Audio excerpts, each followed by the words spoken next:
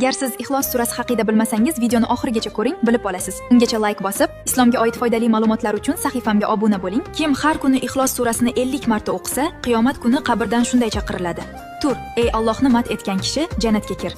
Kim bomdod namozidan keyin o'tirgan joyida dunyoviy gap gapirmasdan har birini boshida bismillah bilan 10 marta Ixlos surasini o'qisa, 1 marta Ixlos 1 yillik gunohi, 100 ta Ixlos 100 yillik gunoh kechiriladi. Alloh bilan o'zi o'rtasidagi hech kim bilmaydigan gunohlarni ham kechiriladi.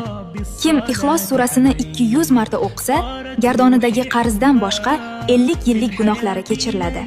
Kim Ixlos surasini yashayotgan manzilida 1 marta o'qisa, Alloh taolo unga oilasiga, hatto qo'ni-qo'shnilariga baraka beradi. Payg'ambarimiz shunday deganlarki, vafot bilan nihoyat topadigan kasalligida Ixlos surasini o'qisa, qabrida fitrlanmaydi. Qabr siqishidan omonda bo'ladi va farishtalar uning qo'lidan tutib, Sirot ko'prigidan jannatga olib o'tadilar. Payg'ambarimiz shunday deganlar: kim yotib uxlamoqchi bo'lib 10 tomonga qarab yotsa, so'ng qul huvallohu ahadni 100 marta o'qisa, Alloh taolo qiyomat kuni unga 10 tarafdan jannatga kir deydi. Agar videoni shu yergacha tomosha qilgan bo'lsangiz, kommentariyada amin deb izoh qoldiring. Bu fazilatni ko'proq odamga yetkazish uchun videoni ulashib, savobiga siz ham sababchi